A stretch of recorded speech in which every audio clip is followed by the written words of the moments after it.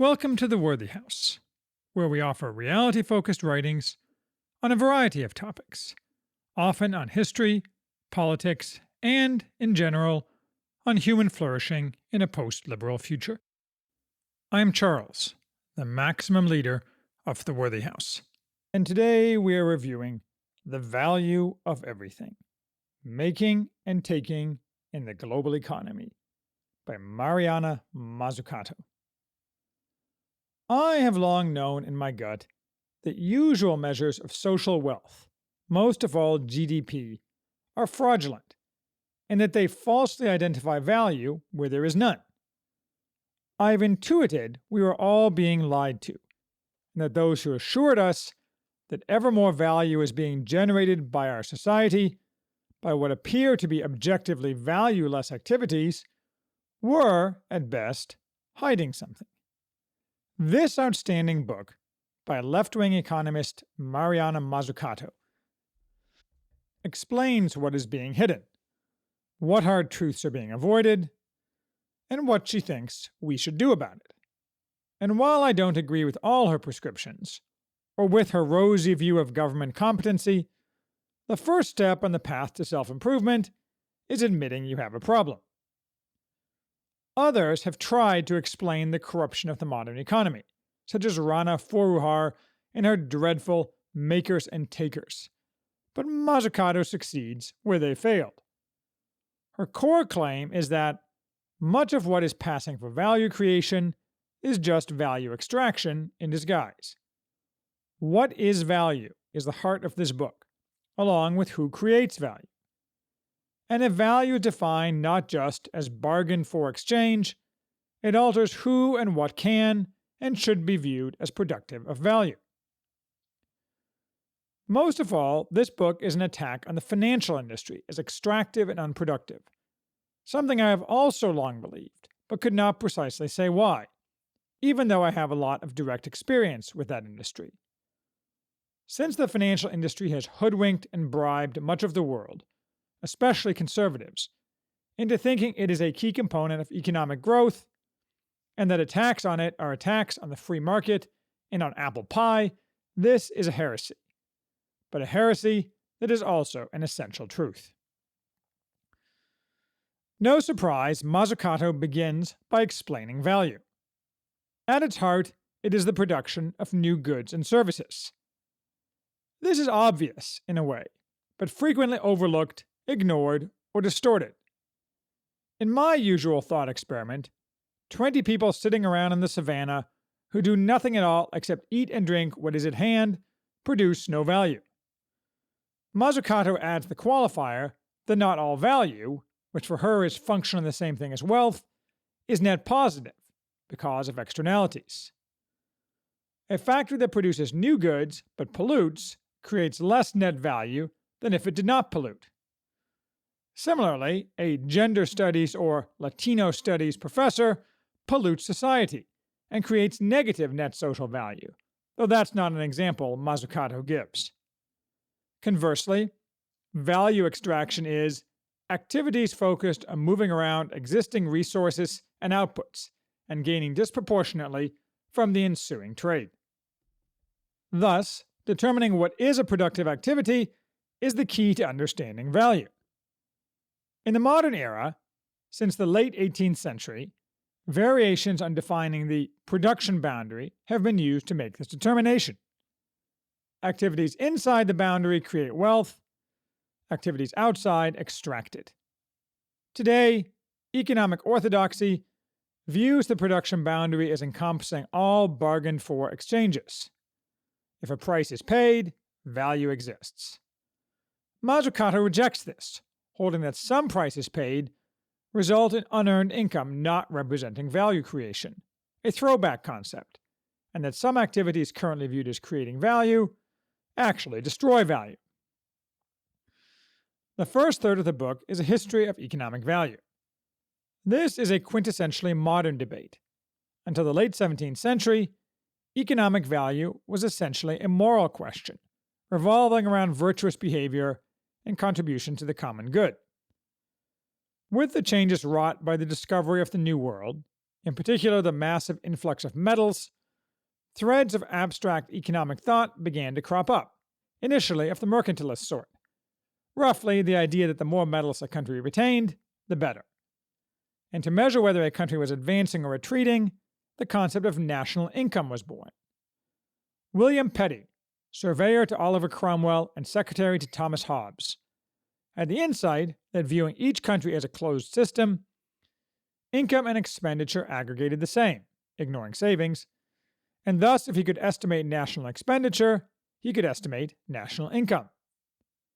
He set the production boundary, although he didn't call it that, to include in national income only production of necessities, such as food and clothing. What is inside and what is outside the production boundary is the core determination for all future calculations of national income, or, as we call it now, more or less, gross domestic product. The next major thrusts in this area were made by the physiocrats during the reign of Louis XV in the mid-18th century. For them, only the primary sector, mostly agriculture but also activities such as mining, was productive. All other activities, including industrial transformations, merchant activities, and of course government, were outside the production boundary. Soon enough, along came the classical economists, Adam Smith and David Ricardo, along with Karl Marx, who are all three here, and not often elsewhere, lumped together, as deriving value, and therefore national income, primarily from labor itself, along with other direct costs of production, not from the focus of the labor.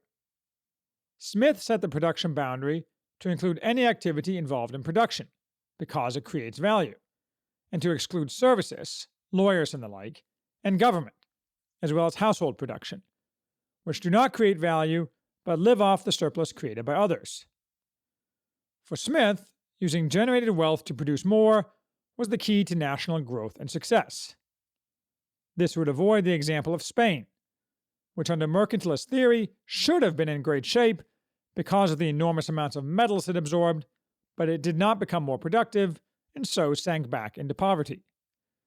Rents, that is, transfers of value to those who hold a monopoly on a scarce asset, most obviously land, but not at all limited to that, were also unproductive. Ricardo further developed the theory of rents. As the population grew and assets such as land became relatively scarcer, Ricardo saw rents rising and economic stagnation resulting.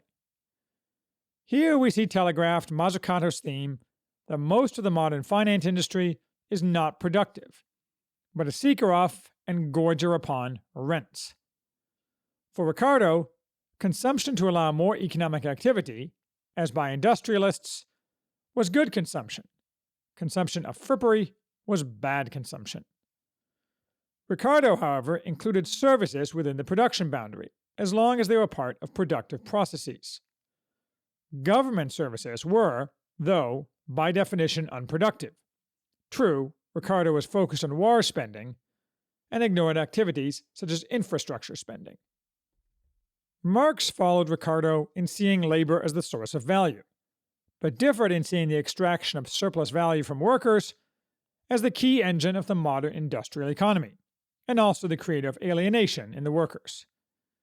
Marx included circulation within the production boundary, that is, certain activities, including some merchants and some finance, that were needed for productive industry to realize profits. Surplus value that would otherwise be absorbed by production capitalists goes to circulation capitalists. But they also create surplus value by making activities possible for the production capitalists that would not otherwise be possible. Amazon is an example, as are certain elements of finance, but not lending, interest-bearing capital. Thus, anything that created surplus value was within the production boundary. Other aspects, along with government and with household production, were as usual outside the production boundary. Along the same lines, rents were seen as merely redistributing value, not creating it, and were outside the production boundary. They were also merely claims on surplus value created by labor. In the late 19th century and into the 20th, the concepts of value developed by classical economists went by the wayside, with the rise of the neoclassical economists, such as Alfred Marshall, who developed the marginalist theory of value. They held, and is nearly universally held today, that people buy goods or services based on their subjective estimation of utility at the margin to the buyer, and therefore the only value of a good or service is whether and what someone is willing to pay for it. Of course, as Mazzucato points out, this means that total value production in a national economy is now purely subjective, and that measures of productivity now fluctuate with prices. Even more perniciously, this theory means that someone who is unemployed is merely choosing leisure over value, by preferring the utility of leisure to whatever work may be available. This also implies that to maximize national value, any barriers to trade must be removed, such that everyone can get what he deserves based on his marginal production. Government's role is only to remove market failures, and that only if it can be proven government will not be a worse cure than the disease, according to James Buchanan's public choice theory, since by definition, the totally free and frictionless market will provide optimal outcomes. Finally, it implies that rents in the old sense of a monopoly on something such as land or capital are no longer viewed with distaste. They are merely part of an individual's utility maximizing, and income from rents is now viewed as inside the production boundary, whether derived from land or capital. Therefore, nearly every purchase transaction is included within today's comprehensive boundary. Under this new view of things, anything that fetches a price is included in national income, GDP. Mazzucato goes into great detail about the modern calculation of GDP, something that I have long failed to understand, but which she makes accessible, though even with her explanations, it's still mushy and confusing, in its nature, not due to any failure of the author. The accounting calculations are very complex and frequently shifting, done pursuant to something of which you have never heard, the United Nations System of National Accounts, the SNA. It attempts to calculate GDP as the amount of value added by production. National production equals national income equals national expenditure. In theory, at least, but Mazzucato says much of this is ad hoc, such as the switch in 2008 from ignoring R&D to including it in GDP, which magically added 2.5% to US GDP with no actual change in the economy. And anything that does not fetch a price, such as household work, is not part of GDP. But 6% of GDP is rent imputed to homeowners, again with the ad hoc judgment calls.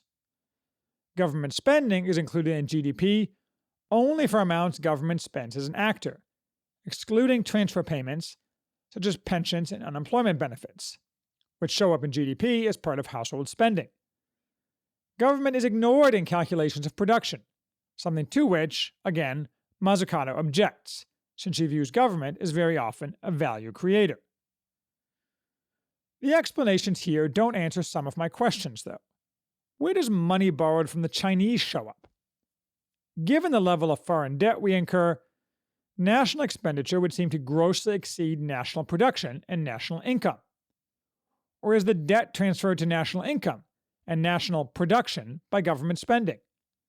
But how can debt be considered production?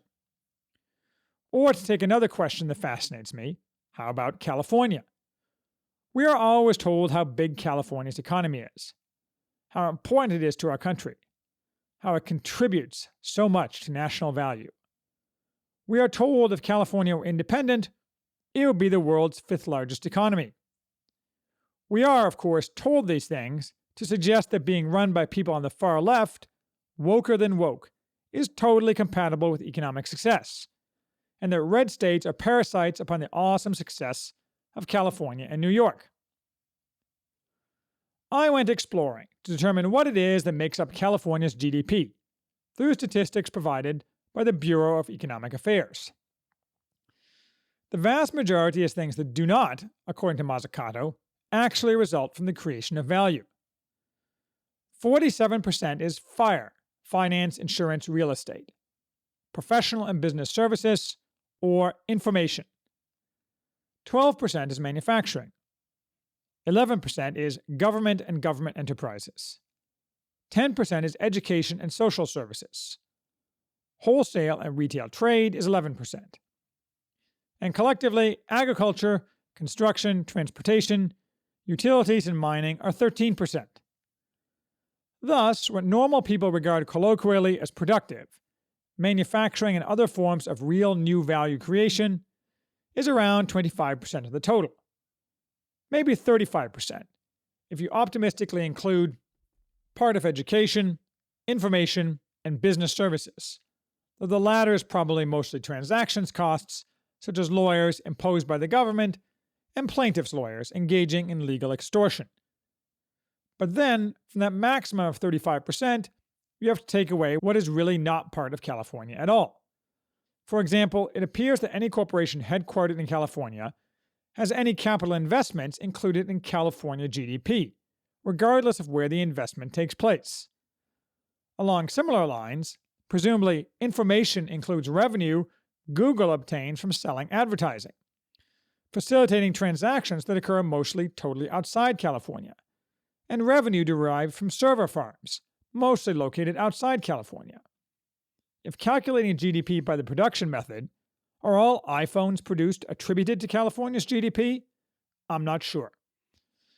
And so forth, suggesting that much of what appears as value in substantive categories is really not at all attributable to California.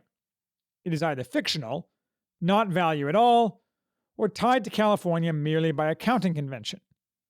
In other words, as Kurt Schlichter preaches in his Split novels, there is no there, and California would merely collapse like the house in Poltergeist, or perhaps Venezuela, if it was severed from the rest of the country, because what passes for value in its GDP is mostly not value at all.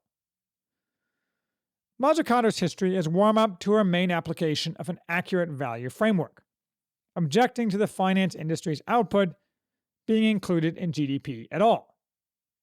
Until the 1970s, interest charged by the financial sector, FIRE more or less, was excluded from GDP as unproductive and mere transfer of value from one hand to the other. Only fees for services were included. The financial sector was very small, relative both to its size now and to the economy, and most of its income came from charging interest.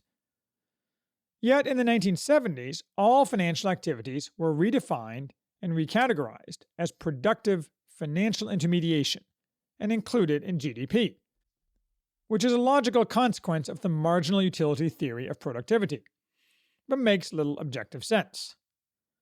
Mazzucato covers this history at length, including discussions of money creation, Hyman Minsky, consumer debt, and much more.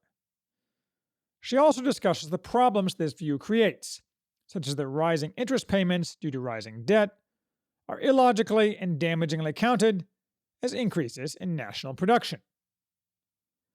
In her view, and she convinced me, not that I needed much convincing, almost all of what the financial sector does today is value extraction, not value production, which was, after all, the universal view until only a few decades ago. Inexorably, she also covers in detail the nature and mechanics of that value extraction, along with the oligopoly and manipulation of government by actors such as Goldman Sachs, that make that extraction and its massive ongoing expansion over past decades possible.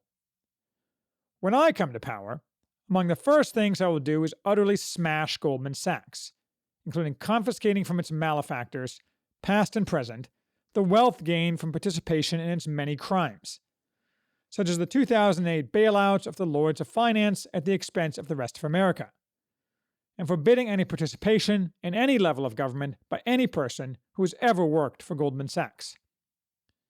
She also covers the downstream effects, such as the financialization of the real economy, including the practice of share buybacks, executive pay, shareholder value versus stakeholder value, private equity and its pluses and minuses, sharply reduced investment by businesses, and similar topics, all with the underlying theme that business has largely shifted to emphasize value extraction, for reasons closely tied to the dominance of finance, now bizarrely perceived by many as a pillar of our economy. On a side note, it occurs to me that if Mazzucato is right, that financial intermediation is a fictive creator of value, those countries in the Middle East, especially Dubai, striving to become financial centers in preparation for the inevitable day the oil runs out, will be sorely disappointed. I predict that in 100 years, Dubai will be back to pearl diving as its main industry, assuming it's not just the deserted shells of broken skyscrapers swept by gusts of dry wind bearing radioactive sand. Mazzucato's dissection of the financial sector is the second third of the book. The final third is about government and its role in creating value. I think much of this is a summary of an earlier book of hers, The Entrepreneurial State. She begins by evaluating the innovation economy, noting that in it many risks are socialized, while rewards are privatized, which is rent-seeking, which is value extraction, not creation. This is a well-known and irrefutable claim about the finance industry, of course, but here she is talking primarily about tech and drug companies. She notes, reaching backward to Bell Labs and forward to DARPA, that government investment has always been the backbone of much American innovation, and that venture capitalists, especially lauded pioneers such as Kleiner Perkins, made their money from timing their entry to be after government takes the initial risks. She talks about how drugs are priced on what people will pay, a classic implementation of marginal value theory, and denies that R&D spending on new drugs is a significant part of what drug companies do, relative to marketing, share buybacks, and spending on Me Too drugs, which is why drug companies wanted to disconnect price from value. Similarly, the monopoly or oligopoly position of tech companies such as Google and Facebook allows them to extract value, aside from other pernicious effects, even though their technology is mostly based on government-funded science. But they mostly don't provide value. Google's revenue is nearly all from advertising, which is included in national accounts, but shouldn't be, since it does not actually create value, except in the fantasy world of the neoclassical economists. Government funding makes everything from Google to Tesla possible, yet resulting gains go purely to private investors. At best, government gets back loans it has made. It, that is, we, get no returns on investment and lump it when debts go bad. For Mazzucato, government can create value at least as much, and probably more, than private entities. It is ignored both philosophically and in calculations of value, distorting both our view of things and our understanding of what is necessary for future real growth. In essence, although she doesn't use the words, Mazzucato is calling for an industrial policy, in which government is perceived as a value creator, not only funding basic research, but profiting from its success. I generally agree this has quite a bit of appeal. Certainly, socializing risks and privatizing gains is stupid, especially when those gains go not to successful competitors, but to successful rent seekers. I'm not as optimistic as Mazzucato about the competency of government. She ignores that government is often stupid and corrupt. She thinks any spending on education is good. She says England's NHS is a wonderful national treasure. Yet when my cousin's son in England experienced crippling stomach pains while losing weight and being unable to attend school, it took him more than a year to get a simple diagnostic endoscopy, whereas he would have had one within 24 hours in the United States. Fortunately, he did not have cancer, although the NHS staff informed his mother that if he did, and died as a result of delayed treatment, that's just the way the system works.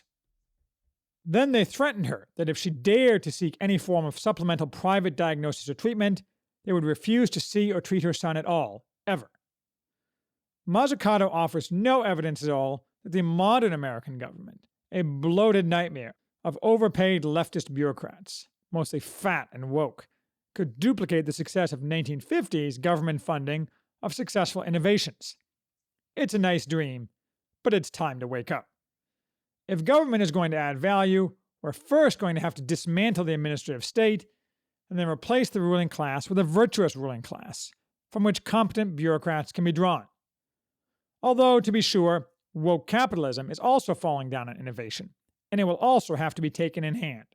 It's stupidity and cupidity all around nowadays. Plus, Mazzucato's recommended industrial policy is focused not on increasing production or value, but on green technology, which is essentially an oxymoron and the lipstick put on the pig of corruption. See, e.g., Solyndra and many other investments made under the Obama administration. Thus, Mazzucato ends weekly, calling for a green revolution that will require deliberate and conscious changes in social values, a redirection of the entire economy, transforming production, distribution, and consumption in all sectors. What this has to do with the rest of her book is nothing. She should have quit while she was ahead. Still, this is by far the best book on the topic of economic value I have ever read. It has hugely improved my own thinking on the topic, fueling my belief that the current system is impossible to reform and will require brutal reworking, and at least a step backwards to move forwards.